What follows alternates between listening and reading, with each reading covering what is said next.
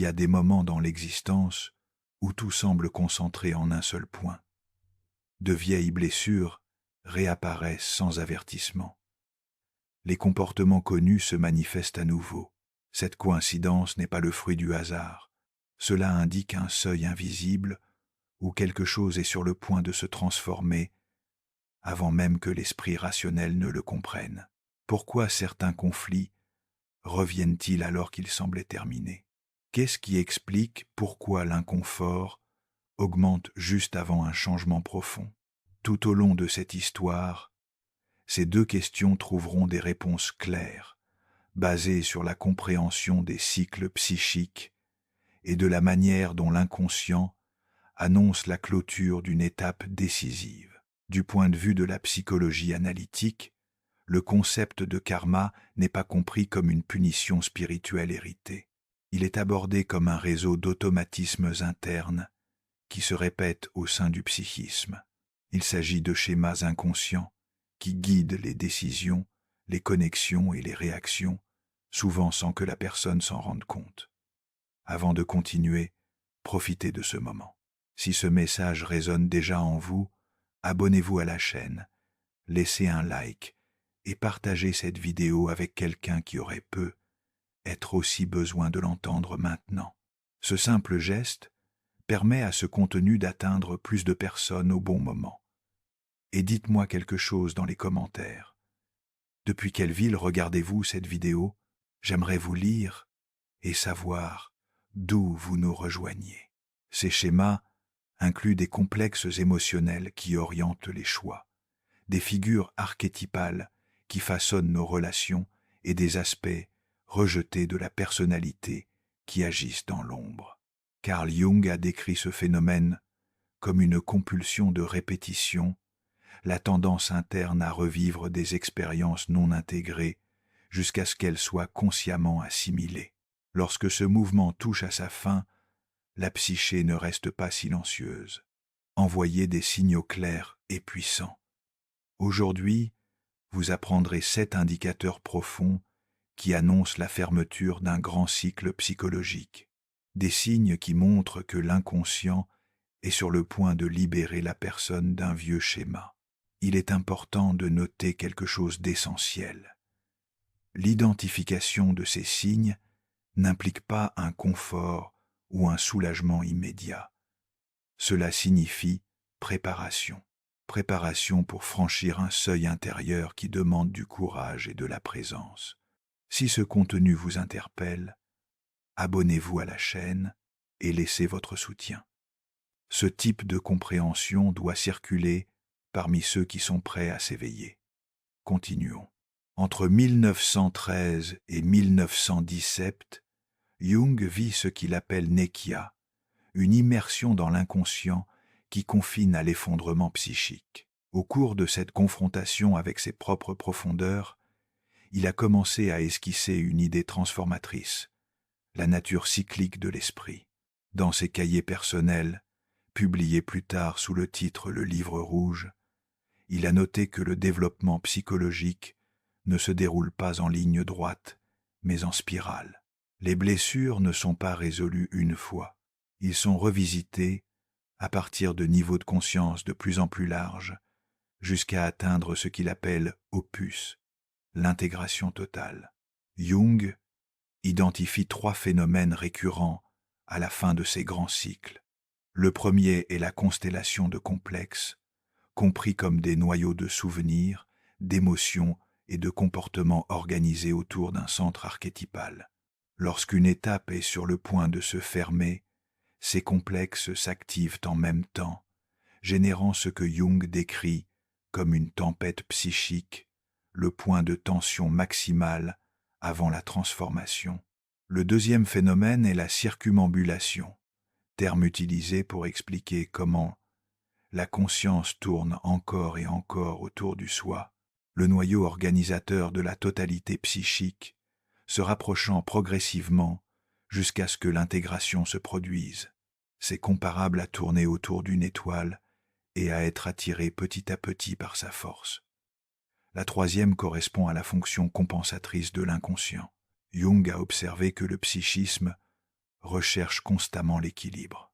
Lorsqu'une personne reste coincée trop longtemps dans une posture unilatérale, les symptômes s'intensifient, non pas comme une punition, mais comme une poussée vers une expansion de conscience. Ces idées n'appartiennent pas au domaine abstrait. Ils expliquent pourquoi l'inconfort peut s'accentuer juste avant une amélioration, pourquoi d'anciens conflits reviennent alors qu'ils semblaient résolus, et pourquoi le désordre interne précède souvent la clarté. Sans cette compréhension cyclique, les rechutes sont interprétées comme des échecs. Du point de vue jungien, cependant, ils représentent des spirales ascendantes, le même territoire revisité depuis une plus grande hauteur. C'est avec cette architecture à l'esprit que des signes concrets de clôture d'un cycle apparaissent. Le premier est le retour intensifié des modèles. À la fin d'une étape karmique, un paradoxe évident se produit. Les habitudes ne s'affaiblissent pas progressivement, ils sont amplifiés. Jung associe ce processus à l'énantiodromie, la transformation de quelque chose en son contraire, précédée d'une intensification maximale de la forme ancienne. La répétition peut se manifester par des choix émotionnels similaires, par des revers professionnels récurrents ou par des réactions émotionnelles excessives. La différence essentielle est la conscience présente à cette occasion. L'attention consciente transforme la répétition en un rythme de passage. Lorsque le motif est reconnu en temps réel, lorsque le complexe peut être nommé et l'ombre identifiée, l'alchimie intérieure commence. Cette intensification n'a pas pour but de punir, il fonctionne comme le dernier affichage, clair de ce qui doit être intégré. Le deuxième signe est la dissolution des anciennes identifications. Le sentiment de ne pas se reconnaître peut surgir. Les rôles, les croyances, les liens et les objectifs qui définissaient autrefois l'identité commencent à sembler étrangers, comme des vêtements qui ne leur vont plus. Jung appelle cette dissolution de la personne le masque social créé pour s'adapter au monde. En fermant un cycle, cette structure perd de sa force, générant de la peur. Si vous n'êtes plus celui que vous pensiez être, la question inévitable se pose. Qui êtes-vous maintenant? Cette question occupe le centre du processus d'individuation. La transition nécessite la mort d'une identité construite et l'émergence d'une autre identité authentique originaire du soi et non de l'ego. Un désintérêt pour des tâches auparavant stimulantes et une distance croissante par rapport aux anciens liens qui ne résonnent plus peuvent apparaître. Vous pourriez commencer à remettre en question les principes que vous avez défendus toute votre vie. Ne résistez pas à ce mouvement. La désintégration apparente n'est pas une perte, c'est une préparation. Le sentiment de vide que vous ressentez actuellement n'est pas une absence, c'est un espace qui s'ouvre pour que quelque chose de plus vaste puisse prendre forme. Troisième signe, la multiplication des rencontres synchronistiques. Lorsque l'inconscient est sur le point de franchir le seuil de la conscience, il commence à communiquer par synchronicité. Jung a défini ce phénomène comme une coïncidence significative entre un événement interne et un événement externe, sans lien de causalité visible. En d'autres termes, la réalité commence à réagir à votre état intérieur. Vous pensez à quelqu'un, et cette personne apparaît. Vous rêvez d'une image, et vous la trouvez le lendemain. Vous cherchez la clarté, et un livre s'ouvre juste au passage nécessaire. Cela n'appartient pas au domaine de la superstition superficielle. C'est la psyché profonde qui dialogue à travers les événements du quotidien. En fin de cycle, ces signaux s'intensifient, car la frontière entre le conscient et l'inconscient devient plus perméable. Le processus d'individuation avance, et le soi, centre régulateur de la totalité psychique, tente de vous guider. Observez des séquences soigneusement répétées, des figures récurrentes, des rencontres improbables, des coïncidences qui défient la logique. Ils ne sont pas aléatoires. Ils fonctionnent comme des panneaux de signalisation tout au long du chemin. La nature des rêves est transformée. Le sommeil est le langage principal de l'inconscient, et à mesure qu'une étape profonde approche de sa fin, ce langage devient plus intense. Les images apparaissent avec plus de vivacité, de symbolisme et parfois de perturbation. Des scènes de mort, la sienne ou celle de quelqu'un d'autre, peuvent survenir. Également des visions de destruction, d'inondation ou de fin du monde. Jung a clairement identifié ses motivations. La mort en rêve ne doit presque jamais être prise au pied de la lettre, fonctionne comme un symbole. Cela représente la fermeture d'une structure psychique, l'abandon d'une ancienne façon d'exister. Des figures archétypales peuvent également se manifester. Le vieillard sage, la mère primordiale, l'ombre poursuivante, le héros, l'enfant sacré, ces images émergent lorsque le soi cherche à compenser les déséquilibres de la conscience. Si vos rêves tournent autour du changement, du transit, de la renaissance, du seuil ou de la fin, l'inconscient annonce la fermeture du cycle. Enregistrez vos rêves. Il y a une carte cachée là-bas. 5e signe, l'ombre devient impossible à ignorer. Chaque personne a une ombre.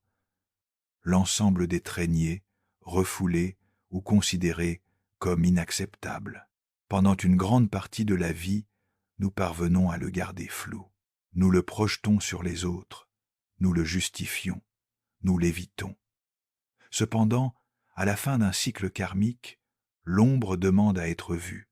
Du coup, vous ne pouvez plus ignorer la colère, la jalousie, l'envie, les tendances destructrices, les pulsions égoïstes, manipulatrices ou craintives. Cela n'indique pas une régression, indique les progrès. Jung a été clair. Il n'y a pas d'individuation sans intégration de l'ombre. L'intégration commence par une confrontation directe et honnête. Lorsque vous cessez d'attribuer aux autres ce que vous rejetez en vous et reconnaissez sa présence intérieure, une profonde unification se produit. La psyché commence à se fermer comme un cercle. L'énergie précédemment dépensée en répression est disponible pour créer. L'ombre insupportable annonce que vous êtes prêt à devenir complet, pas seulement correct, complet. 6e signe, désintérêt pour le théâtre. C'est l'un des indicateurs les plus discrets et, en même temps, les plus concluants. Vous ne pouvez tout simplement plus vous impliquer dans certaines dynamiques. Les conflits qui vous consumaient autrefois deviennent désormais insignifiants. Ce n'est pas une vaine indifférence, c'est la maturité. Jung a observé que, lorsque l'ego s'aligne sur le soi, il se produit un retrait naturel de l'énergie psychique investie dans des objets externes qui ne favorisent plus l'individuation. Vous n'avez plus besoin de prouver quelque chose. Vous abandonnez la recherche constante d'approbation, des liens courts entretenus uniquement par des répétitions névrotiques de complexes. Cela génère une solitude particulière, car les nouveaux espaces, relations et formes d'échange ne sont pas encore apparus. Mais cette solitude a un caractère sacré. C'est la pause entre deux réalités. Si vous ressentez cette distance par rapport au drame, considérez cela comme un signe clair. Vous mourrez d'une ancienne façon de vivre. 7e signe, l'émergence d'une compassion impersonnelle. Le dernier indicateur est le plus subtil et le plus profond. Vous commencez à ressentir de la compassion, mais pas la compassion de l'ego qui essaye de sauver, de corriger ou de contrôler. Une compassion détachée surgit, un regard qui reconnaît la douleur humaine sans se confondre avec elle, qui perçoit des schémas qui se répètent chez les autres sans avoir besoin de juger. Cela comprend que chaque conscience traverse ses propres cycles au moment opportun. Jung appelle cela le développement de la fonction transcendante, la capacité de maintenir des tensions opposées sans forcer une résolution prématurée. Voyez la lumière et l'ombre, le bien et le mal, sans prendre parti. Lorsque vous atteignez ce point, quelque chose d'intérieur se détend. Arrêtez d'essayer de réparer le monde. Arrêtez d'essayer constamment de vous réparer. Vous ne luttez plus contre ce qui survient. Vous observez simplement, et dans cette observation lucide, sans interférence, la transformation se produit. Si vous vivez cette compassion sans attachement, cette affection qui ne cherche pas à posséder, cette compréhension qui n'a besoin de rien justifier, vous êtes dans les phases finales du cycle. La prochaine étape reste cachée, et c'est très bien. Maintenant, combien de ces signes avez-vous pu reconnaître dans votre propre expérience? Si vous en avez identifié 3 ou plus, il y a une forte probabilité que vous soyez en train de clôturer un cycle karmique profond, un modèle ancien qui a peu être dominé votre psychisme pendant des années, ou même au fil des générations. Si l'on considère la dimension de l'inconscient collectif, celui-ci commence à perdre sa domination. Cependant, quelque chose de fondamental doit être clarifié. La reconnaissance de ces indicateurs ne signifie pas que le processus est terminé. En réalité, cela indique que le véritable travail est sur le point de commencer, car c'est une chose de percevoir qu'une étape touche à sa fin. C'en est une autre de trouver le courage de l'affronter complètement. Jung a consacré toute sa vie à l'étude de l'individuation, au processus de devenir ce que l'on est essentiellement. Et j'ai compris que ce chemin n'avance pas en ligne droite. Ce n'est pas confortable. Et il n'est certainement pas destiné uniquement à ceux qui recherchent une aide immédiate. L'individuation nécessite des renoncements, exige la libération des identifications chères. Cela nous oblige à regarder l'ombre sans filtre ni excuse. Cela nécessite de maintenir la tension entre les opposés jusqu'à ce que quelque chose de nouveau prenne forme. Mais ce qui émerge est l'expression la plus authentique de l'être, le soi se manifestant à travers l'ego. La plénitude trouve sa voie dans la personnalité. Chaque moment de peur le justifie, chaque nuit sombre de l'âme, chaque perte nécessaire. Si vous rencontrez ces signes actuellement, rappelez-vous que vous ne marchez pas seul. D'innombrables consciences vivent des processus similaires. L'inconscient collectif est en mouvement, et vous faites partie de ce courant. Honorez ce qui arrive. Faites confiance à l'intelligence profonde du psychisme, et gardez ceci à l'esprit. La clôture d'un cycle en inaugure toujours un autre. La différence est que la prochaine sera vécue avec plus de lucidité, avec une plus grande cohérence interne, avec une plus grande vérité. Si ce contenu vous a fortement marqué, ne le gardez pas pour vous.